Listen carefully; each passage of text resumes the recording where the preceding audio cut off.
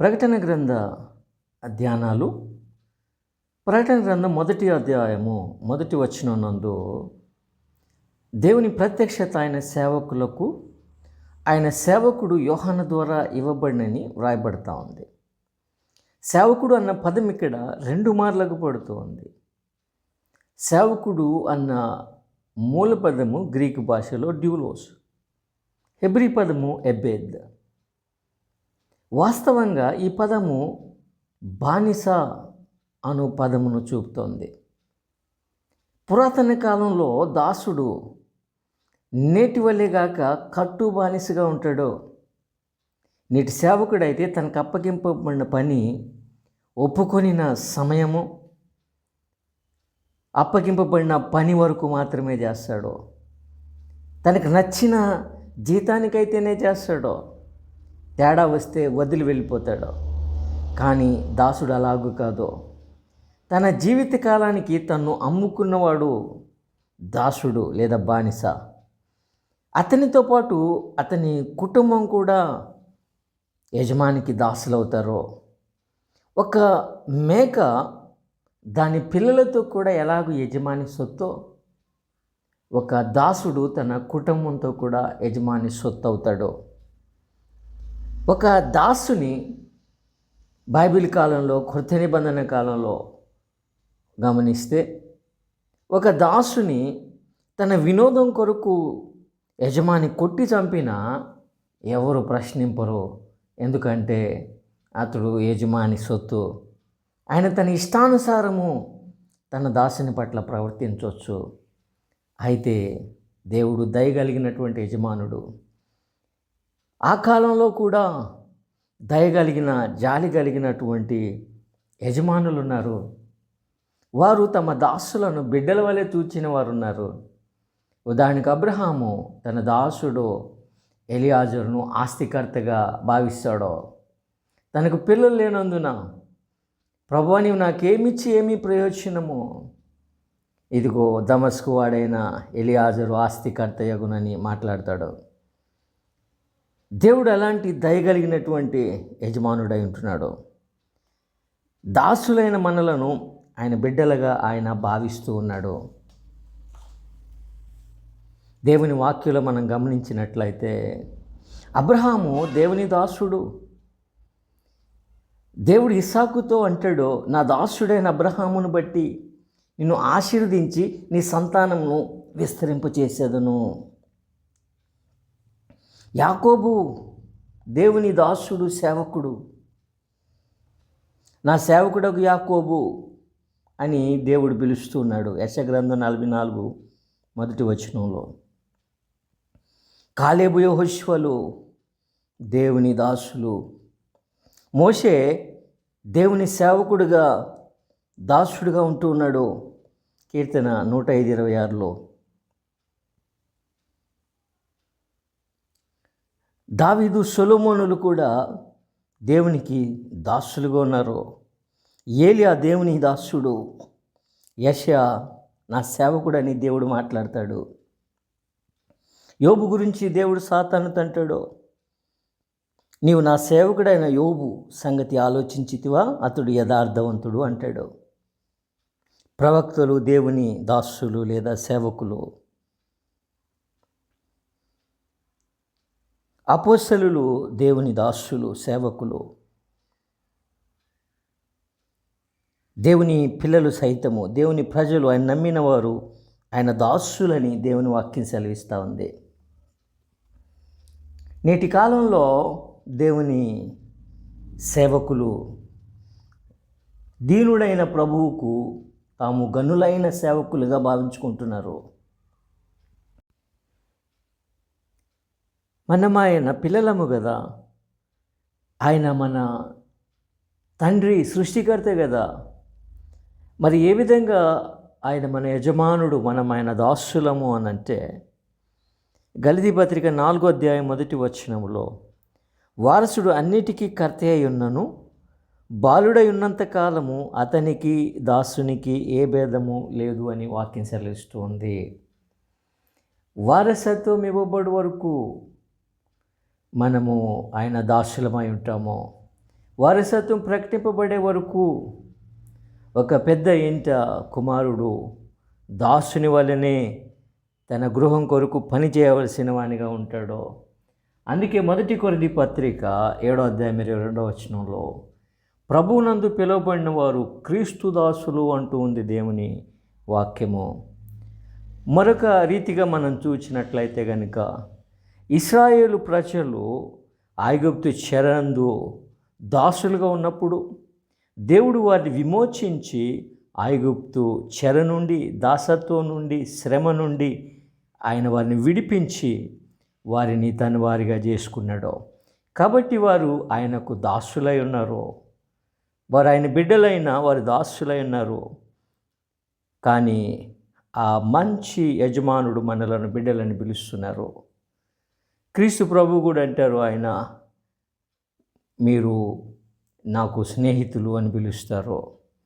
ఈ దాసులై ఉన్నను నాకు స్నేహితులు అంటారు ఆయన. ఎందుకనంటే దాసుడు తన యజమాని చేయనది ఎరుగుడు, మీరు ఎరుగుదురు కాబట్టి మీరు నాకు స్నేహితులు అని ప్రభు సెలవిస్తారు.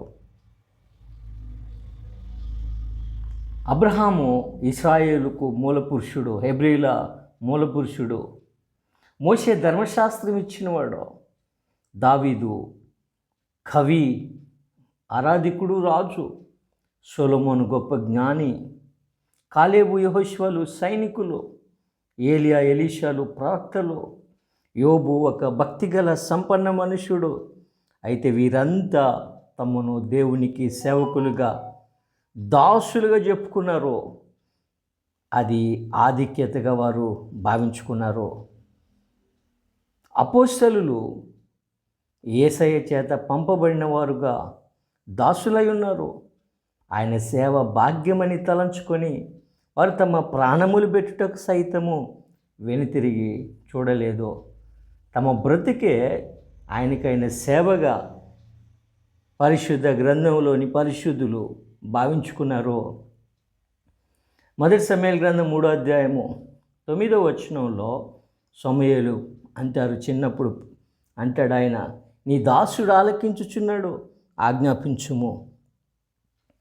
దాసుడైనటువంటి వాడు ఎల్లవేళలా తన యజమాని యొక్క ఆదేశం కొరకు కాచుకొని ఉంటాడో, ఆయన యొక్క ఆదేశాన్ని శిరసావహిస్తాడో, ఆయనను ప్రేమిస్తాడో. పెద్ద ఇంట 2 దాసులు ఉంటారు. ఒకరు గృహ నిర్వాహకుడు, ఇల్లంతటిని అతడు చూసుకుంటాడో. అబ్రహాము ఇంట ఎలియాజర్ లాగా, పోతిఫరు ఇంట యోసేపు వలె. మరొక దాసుడు పాదదాసుడు, ఈయన దీన దాసుడు. తన యజమాని పాదాల వద్ద కూర్చుంటాడు. తన యజమాని యొక్క అతిథులకు సైతము పాదములు కడుగుతాడు.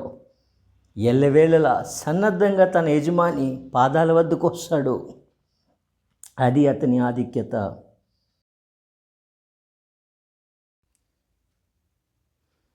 దాసుని నుండి ప్రభువు ఏమి ఆశిస్తారో ప్రభు మాటలలోనే మనం గమనించినట్లయితే లూకాసు వార్త 17వ అధ్యాయము 7 నుండి 10 వచనములలో ఇలాగ రాయబడతా ఉంది.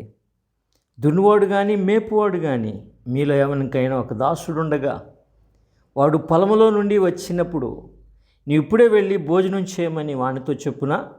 చెప్పడో. అంతేకాక నేను భోజనం చేయుటకు ఏమైనా సిద్ధపరిచి నడుము కట్టుకొని నేను అన్నపానములు పుచ్చుకొని వరకు నాకు పరిచారం చేయము. అటు తరువాత నీవు అన్నపానములు పుచ్చుకొనవచ్చునని వానితో చెప్పును. కానీ ఆ దాసుడు ఆజ్ఞాపింపబడిన పనులు చేసినందుకు వాడు దయచూపినని వానిని మెచ్చునా? అటువలే మీరును మీకు ఆజ్ఞాపింపబడినవన్నీ చేసిన తరువాత మేము నిష్ప్రయోజకులమైన దాసులము, మేము చేయవలసినవే చేసి ఉన్నామని చెప్పుడని ప్రభు సెలవిచ్చారు. దేవుని దాసుడైనటువంటి వాడు ఇటు మనస్సు కలిగినటువంటి వానిగా ఉండాలి. యజమానుడు ఆజ్ఞాపించిన ప్రతిదీ చేసి మరి తను చేసినందుకు ప్రతిఫలము అతడు ఆశింపడో. అతడు కూలి కొరకు వచ్చినటువంటి కూలివాడు కాదో, తన బ్రతుకును తన యజమానునికి అమ్ముకున్నటువంటి దాసుడు, బాండ్ స్లేవ్, యజమానుని కోరుకొని, యజమానుడా నీవే నాకు కావాలి అని చెప్పి కదురుతో తన యొక్క చెవిని గుట్టుకొని యజమానునికి లోబడినటువంటి అతడు స్వేచ్ఛా బానిస, ఇష్టపూర్తిగా తన యజమానుని సేవించుకునేటటువంటి మనుషుడు. కాబట్టి తాను చేయవలసిందంతా చేసి నేను నిష్ప్రయోజకుడనైన దాసుడనని చెప్పవలసిన వానిగా ఉంటున్నాడని దేవుని వాక్యం సెలవిస్తూ ఉంది. దేవుని సేవకుడైనటువంటి వాడు ఏ విధంగా ఉండాలో వాక్యం సెలవిస్తూ ఉంది. అవును, మనలను ఈ లోకపు దాస్యము నుండి, పాపపు దాస్యము నుండి విమోచించి తన రక్తంతో ఆయన మనల్ని విమోచించి, వెండి బంగారాల కంటే అమూల్యమైనటువంటి తన రక్తంతో విమోచించి ఆయన మన యజమానుడయ్యారు. ఆయన ఆజ్ఞ మనము శిరసా వహించవలసిన వారిగా మనం ఉంటూ ఉన్నాము. నీ దాసుడు ఆలకించుచున్నాడు, ఆజ్ఞాపించుమని ఎల్లవేళలా ఆయన ఆజ్ఞ కొరకు మనము కనిపెట్టువారిగా మనం ఉండాలి. మరి దాసునికైన ప్రతిఫలం ఏమిటి అని అంటే దేవుని వాక్యము మనకు తెలియజేసేది ఏమంటే, అబ్రహాముతో ప్రభు నా దాసుడైన అబ్రహామును బట్టి నిన్ను ఆశీర్వదించి నీ సంతానమును విస్తరింపచేసేదనని దేవుడు ఇస్సాకుతో మాట్లాడుతాడు. తన దాసుడైన అబ్రహామును బట్టి ఇస్సాకును ఆయన ఆశీర్వదిస్తున్నాడు, విస్తరింపజేస్తున్నాడు. తన దాసుని కుటుంబమును ఆయన ఆశీర్వదించేవాడు, విస్తరింపు చేయవాడు. దేవుడి ఇశ్రాయేలు ప్రజలతో అంటాడు యెషయా గ్రంథం 44:1-2 వచనాల్లో, నా సేవకుడకు యాకోబు నేను ఏర్పరచుకున్న ఇశ్రాయేలు వినుము.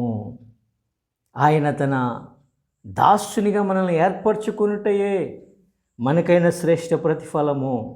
అంతకు మించిన ప్రతిఫలము, బహుమానము మరొకటి ఏది కూడా లేదు. ఆయన అంటారు 45వ అధ్యాయం యెషయా గ్రంథం 4వ వచనంలో ప్రభు అంటారు, నా సేవకుడైన యాకోబు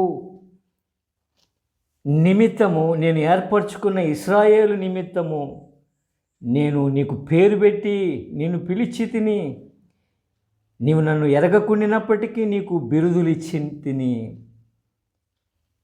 ఐ సర్నేమ్డ్ థీ, నా పేరు నీకు పెట్టాను, నా పేరు నీకు ఇచ్చుట నీకైన ప్రతిఫలము, నా దాసుడు నీకు నా పేరునిచ్చాను, నా ఇంటిని ఇచ్చాను అంటున్నారు దేవుడు యాకోబుతో. దేవుడిచ్చిన ఆశీర్వాదం తన దాసునికి, ఆయన గృహము, ఆయన పేరు పెట్టుకునే ఆధిక్యత.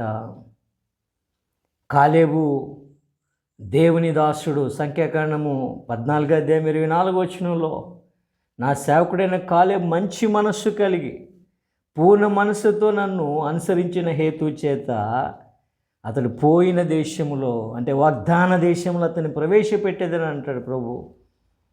ఆ గొప్ప దేశమును, వాగ్దాన దేశమును, పాలు తేనెలు ప్రవహించు దేశమును, పరమ కానానును ప్రభువు నమ్మకమైన దాసునికి ఇస్తానని వాగ్దానం చేస్తున్నారు. అది అతనికైనటువంటి ప్రతిఫలము. దేవుని సేవకునికైన ఫలమేమో మనము చూస్తూ ఉన్నాము. ఆమోసు భక్తుడు రాస్తూ 3:7 అంటాడు, తన సేవకులైన ప్రవక్తలకు తను సంకల్పించిన దానిని బయలుపరచకుండా ప్రభు అయిన యెహోవా ఏమీ చేయడు. ఎంత గొప్ప ఆధిక్యత! ఆయన తన ప్రవక్తలకు, తన ప్రవక్తలైనటువంటి దాసులకు తాను చేయదలిచినది బయలుపరచువాడని, అది గొప్ప ఆశీర్వాదము, ప్రతిఫల భాగమని దేవుని వాక్యము మనకి తెలియజేస్తూ ఉంది. దేవుని వాక్యం మనకు తెలియజేస్తూ ఉంది. రోమపత్రిక 6:22లో దాసుడికైన శ్రేష్ఠ ఫలం చెప్పబడుతూ ఉంది. ఆయనను ఇప్పుడు పాపం నుండి విమోచింపబడి దేవునికి దాసులై ఉన్నందున పరిశుద్ధత కలుగుటయే మీకు ఫలము, దాని అంతము లేదా ఫలము నిత్య జీవమని వాక్యము మనకు తెలియజేస్తూ ఉంది. శ్రేష్టమైన ప్రతిఫలమైన దాసులకేమనంటే పరిశుద్ధత కలుగుట, అందుబట్టి ఆయన నిత్య జీవం పొందుకొనుట అత్యంత శ్రేష్టమైనటువంటి ప్రతిఫలము. కాబట్టి దాసులకైన దేవుని వాక్యం యొక్క హెచ్చరిక ఏమంటే, ప్రభు త్వరగా వస్తూ ఉన్నారు. లూకాసు వార్త 12:42-48 ప్రభు హెచ్చరిక చేస్తారు. తగిన కాలమున ప్రతివానికి ఆహారం పెట్టుటకు యజమానుడు తన ఇంటి వారి మీద నియమించున్నట్టి నమ్మకమైన బుద్ధిగల గృహ నిర్వాహకుడు ఎవరు అంటున్నాడు ఆయన.